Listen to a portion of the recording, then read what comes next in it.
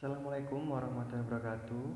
Saya Reza Lutfi Ardi, NIM D600190097. Di sini saya akan mempresentasikan mengenai lembar kerja proyek warga negara yang diberikan pada mata kuliah Pancasila.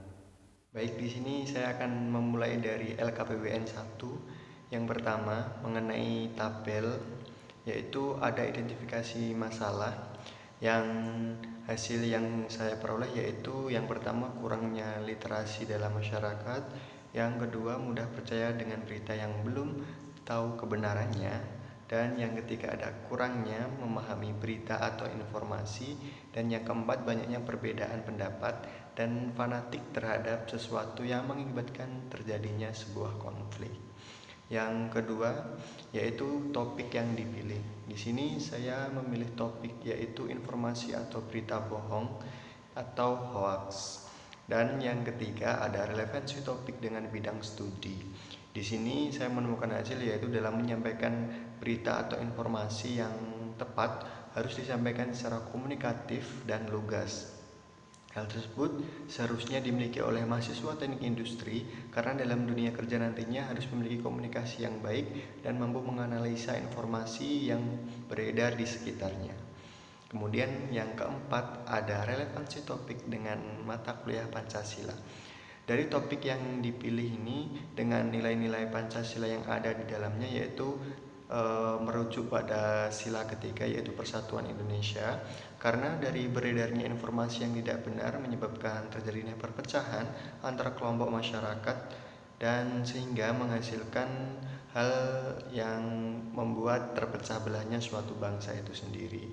Yang kelima ada jenis produk. Produk yang saya hasilkan di sini yaitu sebuah poster yang mana bisa dimuat melalui media sosial maupun dicetak dan dipajang di mading, majalah dinding baik di sekitaran kampus maupun di luar kampus. Baik, di sini saya akan menjelaskan mengenai LKPBN 2, yaitu berisi tentang referensi-referensi yang digunakan untuk menghasilkan produk. Langsung saja menuju ke tabel LKPBN 2. Yang pertama ada buku. Di sini saya menggunakan buku dari Sahrul Mauludi 2018 yang berjudul Seri Cerdas Hukum, Awas Hoax, Cerdas Menghadapi Pencemaran Nama Baik, Ujaran Kebencian dan Hoax. Yang kedua ada buku dari Simar Mata yang berjudul Hoax dan Media Sosial, Saring Sebelum Sharing. Kemudian ada jurnal juga. Di sini saya memakai jurnal dari Prayitno yang berjudul Langkah Pemerintah Menangkal Diseminasi Berita Palsu. Yang kedua ada jurnal Bahaya Berita Hoax dan Ujaran Kebencian pada Media Sosial Terhadap Toleransi Bermasyarakat. Dan yang ketiga ada Hoax dalam Perspektif Hukum Indonesia dari Rahmatullah.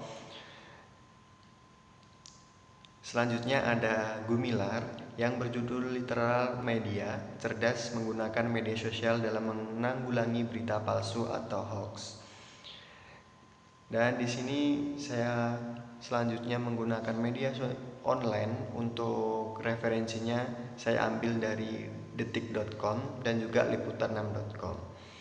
Dan yang kelima ada peraturan perundang-undangan mengenai referensi yang sudah saya buat untuk produk, yaitu pasal 28 ayat 1 Undang-Undang Informasi dan Transaksi Elektronik atau Undang-Undang ITE yang menyatakan setiap orang dengan sengaja dan tanpa hak menyebarkan berita bohong dan menyesatkan yang mengakibatkan kerugian konsumen dalam transaksi elektronik dapat diancam pidana. Yang kedua ada pasal 45A ayat 1 yaitu dipidana dengan pidana penjara paling lama 6 tahun dan atau denda paling banyak 1 miliar. Selanjutnya saya akan menjelaskan mengenai LKPBN 3, yaitu mengenai tentang proses atau langkah-langkah yang dilakukan untuk pembuatan suatu produk. Yang pertama yaitu pemilihan topik. Di sini pemilihan topik didapatkan dari mengidentifikasi permasalahan yang ada di lingkungan sekitar. Di sini saya mengambil topik hoax karena apa? Seperti ini tuh banyak kejadian-kejadian yang merugikan, apalagi berita itu tuh bohong. Contoh kasus seperti kemarin terjadi kecelakaan pesawat Sriwijaya Air, itu ada berita bohong mengenai foto yang beredar, yaitu foto pesawat jatuh padahal itu editan, dan itu dijadikan konsumsi masyarakat yang bikin mengkhawatirkan. Itu kenapa saya memilih topik hoax, karena masih banyak di masyarakat itu mudah percaya mengenai berita-berita yang belum tentu kebenarannya dan tidak valid begitu. Kemudian observasi, melakukan pengamatan terhadap topik yang dipilih sesuai kondisi dan situasi dengan keadaan realitas sekarang. Nah, di realitas sekarang ini banyak sekali berita-berita itu berkembang pesat dan bebas.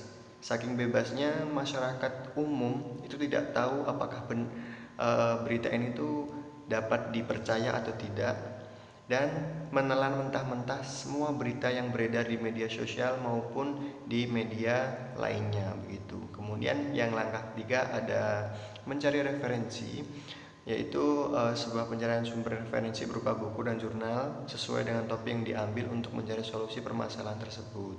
Dari pencarian referensi itu menghasilkan progres 20%. Kemudian ada langkah 4, penyelesaian masalah.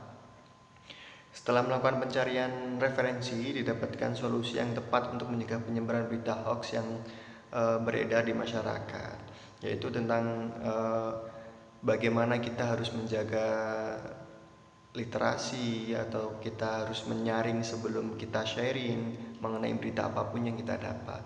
Kemudian ada langkah 5, yaitu pembuatan produk berupa poster. Di sini hasil dari penyelesaian masalah yang sudah saya temukan kemudian berhasil menjadi sebuah produk yang berbentuk poster yang menghimbau kepada masyarakat untuk tidak menyebarkan berita hoax.